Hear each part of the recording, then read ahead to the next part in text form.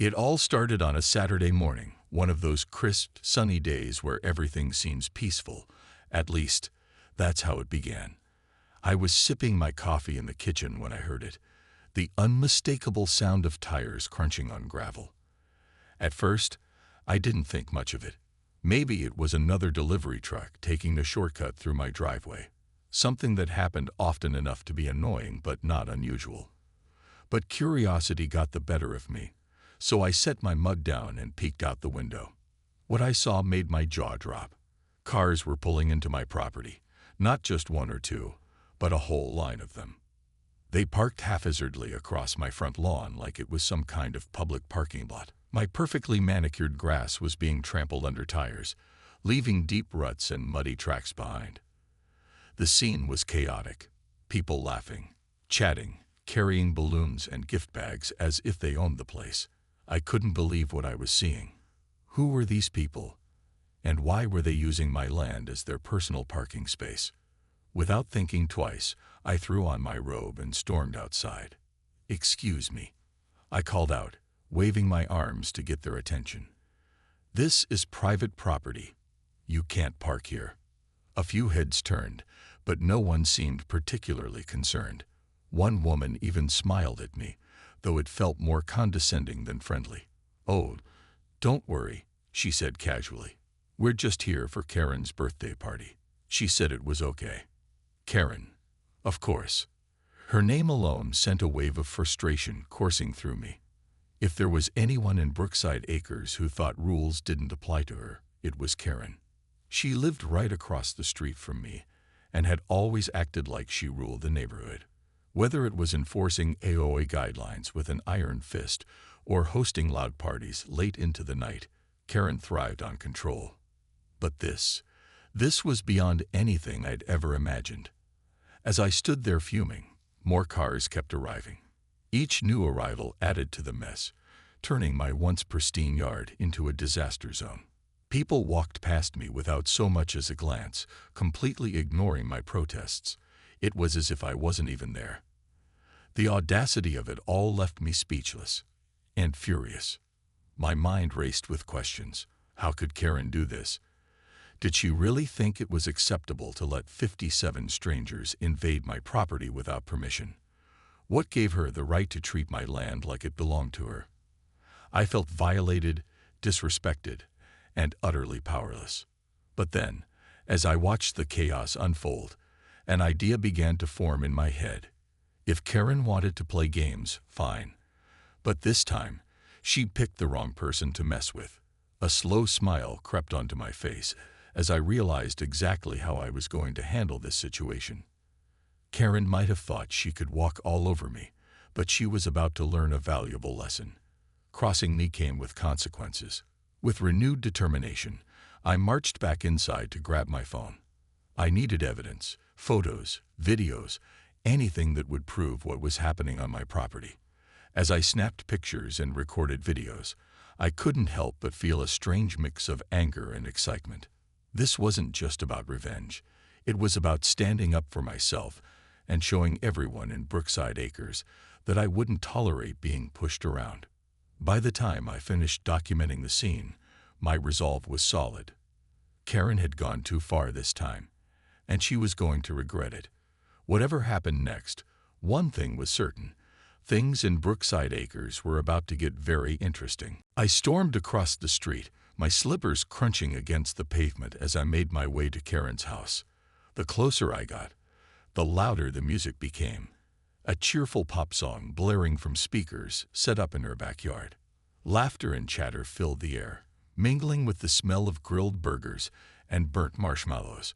It was a scene straight out of a magazine spread for perfect suburban parties, except nothing about this felt perfect to me. Karen was easy to spot. She stood near the food table, holding court like she always did, wearing a bright pink sundress that screamed, "Look at me." Her blonde hair was styled in loose waves, and she held a plastic cup of punch in one hand while gesturing animatedly with the other. A group of guests hovered around her, laughing at something she just said. For a moment, I hesitated. Did I really want to cause a scene in front of all these people? But then I remembered the muddy tire tracks ruining my lawn and pushed forward.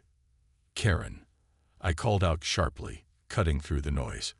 Heads turned, and the chatter died down slightly as everyone realized who had interrupted their fun. Karen looked up, her smile faltering when she saw it was me. "Oh, hey there, neighbor," she chirped, raising her cup in a mock toast. "Isn't it such a beautiful day?" "Beautiful," I repeated, incredulous. My voice rose to spike myself. "You let 57 strangers park on my property without asking, and you think it's beautiful asterisk." Her smile wavered for a split second before she plastered it back on, clearly trying to play innocent. "Oh, sweetie, I didn't realize they'd do that," she said smoothly, waving a dismissive hand. "I told them to use overflow parking if necessary." "Overflow parking?" I cut in, my tone sharp enough to slice glass. "That's not overflow parking. That's trespassing. Those are my trees they're driving over, my grass they're destroying. How would you feel if someone treated your yard like a parking lot?" She tilted her head, her expression shifting ever so slightly. There was a flicker of guilt in her eyes, just for a moment. But then it vanished behind a mask of fox concern. "Well, accidents happen," she said breezily, as though this were no big deal. "Why don't we let bygones be bygones? I'll make sure everyone moves their cars before dessert." Her casual dismissal sent a fresh wave of anger coursing through me. Let bygones be bygones. After what she'd done. No way. This wasn't just about a ruined lawn anymore. It was about respect. Or rather, the complete lack of it. "You can't just brush this off, Karen," I shot back, stepping closer so she couldn't ignore me. "This isn't some minor inconvenience. You crossed a line, and you know it."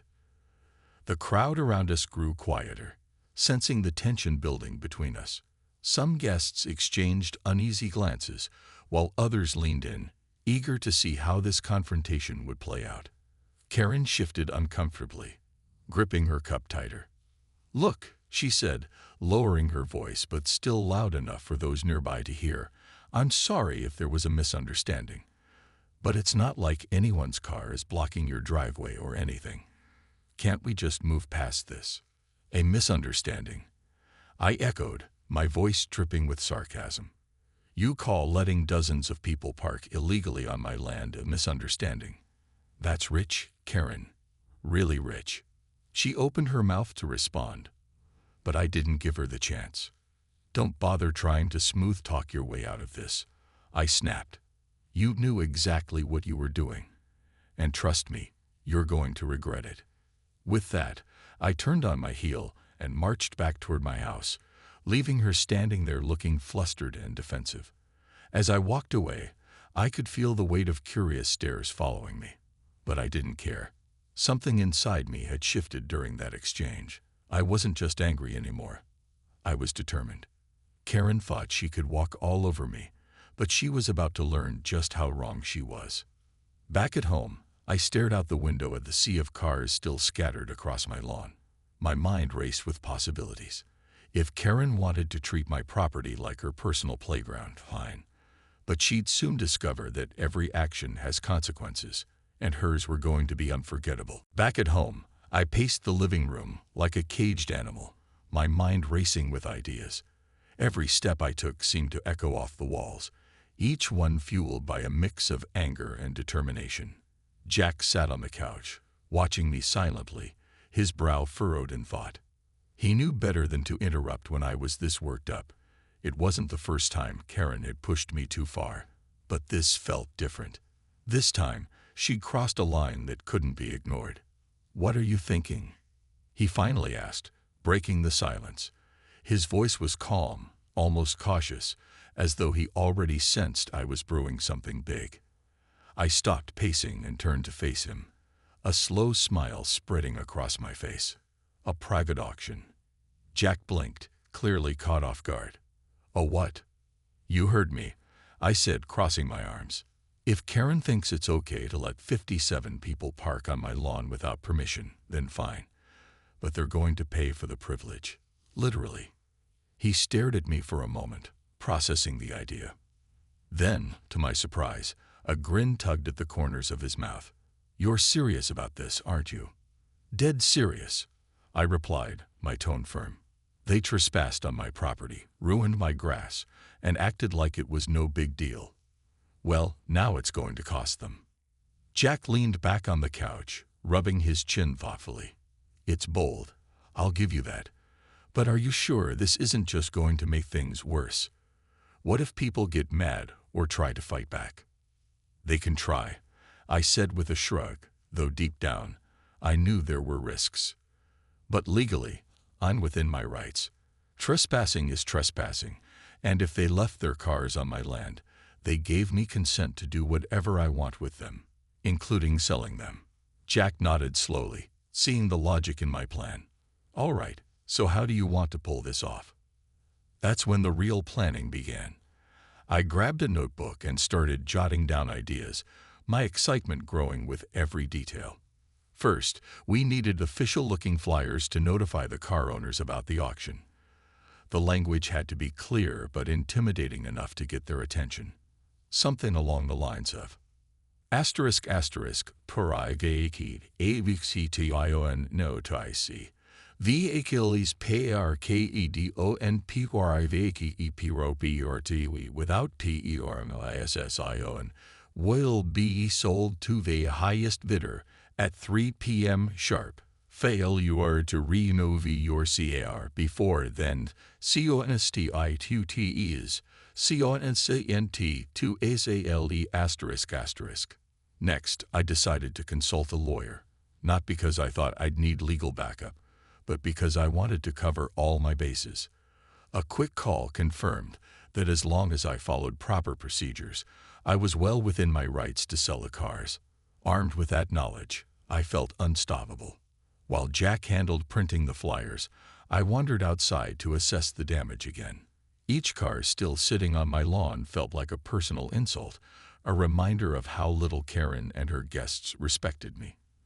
But now, instead of feeling powerless, I felt energized. These cars weren't just symbols of disrespect. They were opportunities. By late afternoon, everything was ready.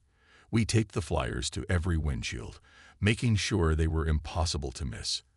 As I worked, I couldn't help but imagine the chaos that would unfold once the owners returned. Would they panic? Argue? Try to reason their way out of it? Whatever happened, I was prepared. As the sun dipped below the horizon, casting long shadows across my yard, I stepped back to admire our handiwork. The flyers fluttered gently in the evening breeze, each one a tiny declaration of defiance. Tomorrow, the neighborhood would wake up to find out exactly what happens when you mess with the wrong person. And trust me, Karen wouldn't see it coming. The next morning, I woke up early, my heart pounding with a mix of excitement and nerves. This was it, the day the neighborhood would finally see that I wasn't someone to be taken lightly. As I sipped my coffee, I glanced out the window to check on the cars still scattered across my lawn. Sure enough, the flyers were doing their job.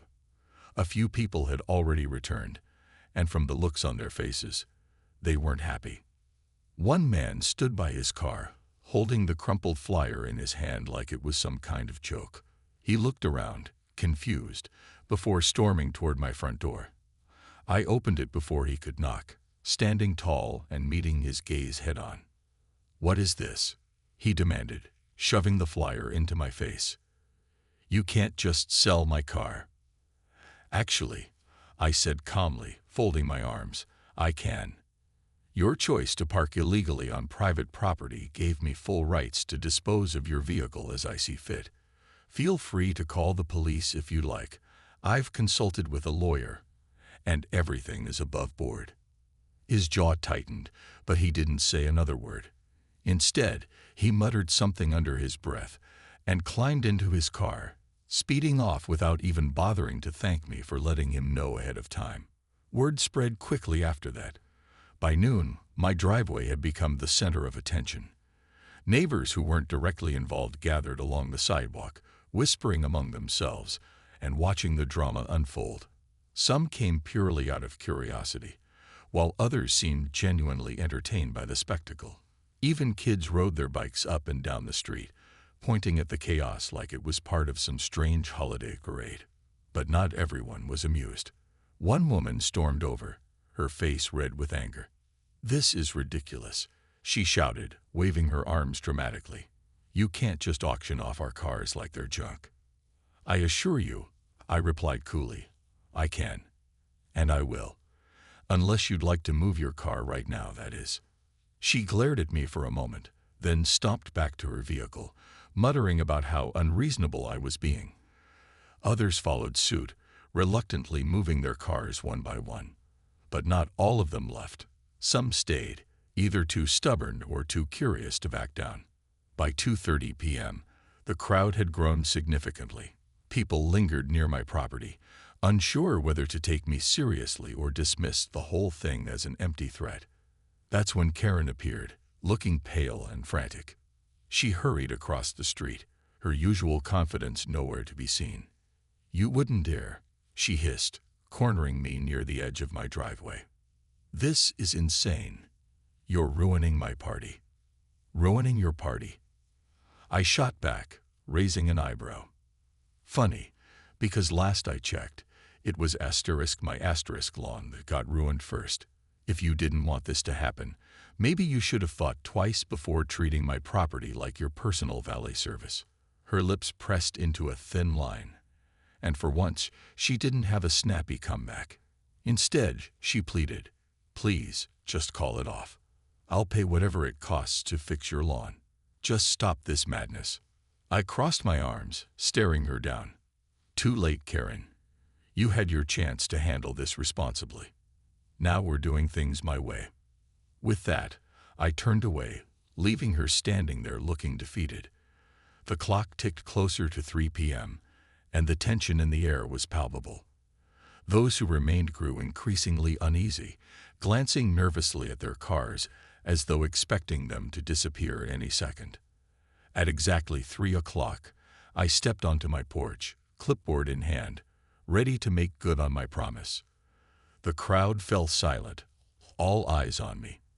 For the first time in a long time, I felt powerful, not because I was selling cars, but because I was taking control. Whatever happened next, one thing was certain: no one in Brookside Acres would ever forget this day or underestimate me again. At exactly 3 p.m., I stepped onto my porch, clipboard in hand, feeling a strange mix of nerves and exhilaration. The crowd had grown even larger: neighbors, curious onlookers, and a few brave souls who actually seemed interested in bidding. Some stood with their arms crossed, skeptical but intrigued, while others whispered behind cupped hands, speculating about what would happen next. The leftover cars sat like silent offenders in my yard, each one tagged with its flyer notice. "Ladies and gentlemen," I began, raising my voice to carry over the murmurs, "welcome to the impromptu auction of unlawfully parked vehicles. All proceeds from today's sales will go toward repairing the damage caused to my lawn. And trust me, there's plenty of damage." A ripple of laughter spread through the crowd, though it was clear not everyone found this amusing. A few car owners shot me icy glares, while others looked genuinely worried. One man near the front raised his hand hesitantly. "What happens if someone doesn't want their car sold?" he asked, his tone cautious. I smiled sweetly, though I could tell it came off as more smug than friendly. "Simple. If you don't want your car auctioned, you should have removed it before now. By leaving it here, you gave implied consent for the sale. But don't worry, I'll be happy to give you the contact information for the buyer afterward." The man's face turned red, and he muttered something under his breath before stepping back into the crowd. Meanwhile, Karen lingered at the edge of the gathering, her arms crossed tightly over her chest. She looked pale and uneasy, like she wanted to intervene, but knew better than to say anything. "Let's begin with lot number 1, I announced, consulting my clipboard. A silver sedan, slightly dented on the passenger side. Starting bid, $500. To my surprise, a genuine offer came almost immediately. $600. Called out a middle-aged man standing near the front. He wore a flannel shirt and a baseball cap, looking every bit the part of someone who'd been waiting for an opportunity like this. $650, countered another voice, a younger woman holding a toddler in her arms. She grinned mischievously, clearly enjoying the show. The bidding continued, growing more competitive than I'd expected. People shouted numbers back and forth, some laughing nervously, others completely serious. It wasn't just about the cars. It was about sticking it to Karen and her guests, sending a message that no one could walk all over us without consequences. As the auction progressed, I couldn't help but feel a sense of satisfaction. Each successful sale felt like a small victory, not just for me, but for anyone who'd ever felt powerless against the HOA's iron grip. Even Jack caught my eye from the sidelines, giving me a subtle thumbs up. Karen, however, looked like she might faint. She approached me again during a brief lull between bids, her voice trembling. "Please, stop this. I'll pay whatever it takes to fix your lawn. Just call it off." I shook my head firmly. "Sorry, Karen. You had your chance. This isn't just about the grass anymore. It's about respect. And maybe next time, you'll think twice before treating someone else's property like it belongs to you." By the time the final gavel fell, well, metaphorically speaking, I didn't have an actual gavel. I'd raised enough money not only to repair my lawn, but also to install a sturdy fence and security cameras around my property. The remaining unsold cars would be towed away at the owner's expense, leaving Karen humiliated and defeated. As the crowd dispersed, I stood on my porch, watching the chaos slowly fade. For once, I didn't feel like the underdog. Instead, I felt empowered, like I'd finally taken control of a situation that had spiraled far beyond my control. Whatever happened next, one thing was certain. Things in Brookside Acres would never be the same. The aftermath of the auction was nothing short of chaotic, but in a way that felt strangely satisfying. As the crowd thinned out and the last car was towed away, I stood on my porch, surveying the scene.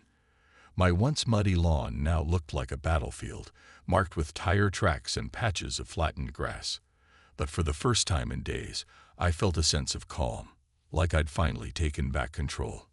Karen lingered nearby, looking utterly defeated. She approached me hesitantly, her usual confidence replaced by a nervous energy that made her fidget with the hem of her sweater. I wanted to apologize," she stammered, avoiding eye contact. "I never meant for any of this to happen." Her apology sounded hollow, like words rehearsed but not truly felt. I crossed my arms, studying her carefully. Part of me wanted to let her squirm a little longer, to make her feel the weight of what she'd done. But another part knew dragging this out wouldn't solve anything. "Apology accepted," I said finally, my tone measured. "But remember this, Karen. Respect goes both ways. Cross me again, and you won't like what happens next." She nodded quickly, relief washing over her face, as though she hadn't expected me to accept her apology at all. Without another word, she turned and hurried back to her house, disappearing inside like a storm cloud retreating from the horizon. Over the next few days, the neighborhood buzzed with gossip about the incident. Some people criticized my methods, calling them extreme or unnecessary. "Couldn't you have just called the police?" one neighbor asked pointedly during our weekly grocery run. I shrugged, unfazed. I could have, sure. But sometimes, people only listen when you hit them where it hurts. In this case, their wallets. Others, however, quietly applauded my boldness. Lisa, the woman who lived 2 doors down, stopped by later that week with a plate of cookies. "You really showed Karen who's boss," she said with a sly smile. Honestly, I think most of us are glad someone finally stood up to her. Her comment caught me off guard, but it also gave me a small sense of vindication. For so long, Karen had ruled Brookside Acres with an iron fist, enforcing rules arbitrarily and punishing anyone who dared question her authority. Now, thanks to my impromptu auction, cracks were starting to form in her carefully constructed facade. By the end of the week, whispers spread that Karen had resigned as HOA president. No official announcement was made, just a quiet email informing everyone that she was stepping down for personal reasons. Whether it was guilt, embarrassment, or sheer exhaustion. No one knew for sure. But one thing was clear: her reign of control was over. With Karen gone, the neighborhood seemed to breathe a collective sigh of relief. The new HOA board members were more approachable, less rigid in their enforcement of rules. Overflow parking guidelines were relaxed, holiday decoration restrictions loosened, and suddenly, the air felt lighter, as if we'd all been holding our breaths without realizing it. As for me, I became something of a local legend. People nodded respectfully when they passed me on the street, some even stopping to thank me privately for standing up to Karen. It was strange, being seen as a symbol of defiance after years of feeling like just another face in the crowd. But I didn't mind. If anything, it gave me a renewed sense of purpose. One evening, as Jack and I sat on the porch watching the sunset, he turned to me with a grin. "You know, I always knew you had it in you," he said, "but I never thought you'd go full rebellion mode." I laughed, leaning back in my chair. Neither did I. But sometimes, life pushes you to do things you never imagined. And honestly, I'm kind of proud of how it turned out. Looking back, the auction wasn't just about revenge. It was about reclaiming power. In a world where rules often feel designed to crush individuality, sometimes you have to draw a line in the sand. And if drawing that line means selling a few cars to prove a point, well, that's exactly what I did. Life in Brookside Acres settled into a new rhythm after the auction, one that felt lighter and less suffocating. The once oppressive grip of the HOA had loosened significantly without Karen at the helm. Her resignation marked the beginning of a quieter, more reasonable chapter for the neighborhood, one where rules existed to guide rather than control. The new HOA board members were refreshingly human. They held meetings that actually encouraged open discussion instead of barking orders from on high. Overflow parking policies became flexible, holiday decorations stayed up longer than the usual 2-week limit, and no one threatened fines for mismatched mailboxes anymore. It was as if the entire neighborhood could breathe again. But the changes went beyond just policy updates. People started talking to each other more. Real conversations, not just polite nods or forced smiles. Neighbors who had kept to themselves before began organizing casual get-togethers, potlucks, book clubs, even weekend gardening sessions. Lisa, my neighbor, even joked that I'd single-handedly sparked a neighborhood renaissance. While I didn't take all the credit, it was hard to deny that standing up to Karen had shifted something fundamental in our community. Fear had been replaced by camaraderie, and tension by trust. Still, there were moments when I wondered if I'd gone too far. Late at night, lying awake in bed, I'd replay the auction in my mind. The heated bids, the shocked faces, Karen's defeated expression. Had I crossed a line? Was holding an impromptu auction really the best way to handle things? But then I'd glance out the window at my newly fenced yard, now protected by security cameras, and remind myself why I'd done it. Sometimes, bold actions are necessary to effect real change. And this time, they worked. Karen herself faded into the background. She still lived across the street, but kept to herself, rarely venturing outside except to water her plants or grab the mail. Occasionally, our paths would cross during morning walks, and though things were awkward at first, we eventually reached a tentative truce. She'd nod politely, and I'd return the gesture, both of us silently agreeing to leave the past where it belonged. As weeks turned into months, I realized the auction wasn't just about teaching Karen a lesson. It was about proving something to myself. For years, I'd let people like Karen dictate how I lived my life, tiptoeing around their expectations and swallowing my frustrations. But that day, standing on my porch with a clipboard in hand, I discovered a strength I hadn't known I possessed. I learned that speaking up doesn't make you difficult. It makes you courageous. And courage, I found, is contagious. One afternoon, while planting flowers along my newly repaired lawn, Lisa stopped by with a glass of lemonade. "You know," she said, leaning against the fence, "people talk about you differently now. You're kind of a hero around here." I laughed, brushing dirt off my hands. "Hardly a hero. just someone who got fed up and decided to do something about it. Well, whatever you call it, it worked, she replied with a grin. We needed someone like you to shake things up. You reminded us that we don't have to settle for bad behavior or bad leadership. Her words stuck with me long after she left. Maybe I wasn't a hero, but I had made a difference, not just for myself, but for everyone else who'd felt powerless under Karen's rule. That realization filled me with a quiet pride, knowing I'd helped create a better place for my family and neighbors. In the end, the story of the auction became a part of Brookside lore, a cautionary tale wrapped in triumph. It served as a reminder that respect is earned, boundaries matter, and sometimes, the smallest acts of defiance can spark the biggest changes. As I watched my kids play outside, laughing freely without fear of judgment or retaliation, I knew I'd done the right thing. After all, home isn't just a house, it's a feeling. And for the first time in a long time, mine finally felt like home again.